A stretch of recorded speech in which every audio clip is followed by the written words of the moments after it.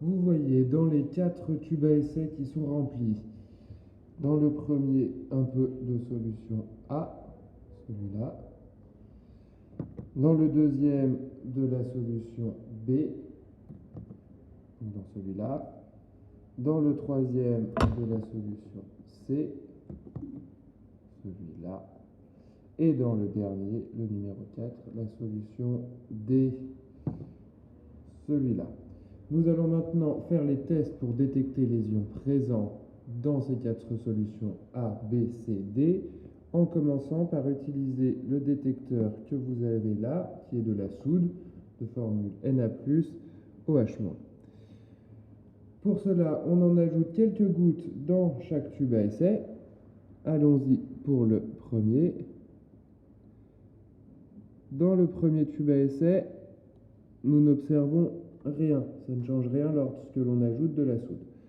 Dans le deuxième tube à essai, celui de la solution B, nous observons un précipité vert. Dans le troisième tube à essai pour la solution C, un précipité de couleur rouge-orangé. Et dans le quatrième tube à essai pour la solution D, un précipité bleu. Puisque nous n'avons observé aucun précipité dans le tube A, nous allons refaire un test avec la solution A dans le dernier tube à essai. Nous remettons donc un peu de solution au fond du tube A et nous ferons un nouveau test avec un autre détecteur qui est le nitrate d'argent. AgNO3, nitrate d'argent. Et nous allons aussi en ajouter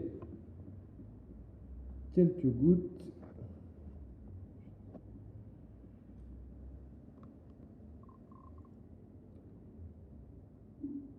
avec ce coup-ci une pipette. Et donc lorsqu'on ajoute quelques gouttes de nitrate d'argent, on ne le voit pas très bien pour l'instant parce que c'est sur un fond blanc, mais on observe un léger précipité blanc, on va le mettre sur un fond noir, voilà, là on le voit mieux, qui, si on attend quelques minutes ou quelques heures, deviendra un peu noir en le laissant à la lumière. Voilà, ces tests vont vous permettre donc de déterminer les ions qui sont présents dans chacune des solutions. Et en réfléchissant avec les informations que vous avez dans l'énoncé de la partie A, vous serez donc capable d'innocenter un des suspects, en étant sûr que ce n'est pas ce suspect qui a été en contact avec la victime.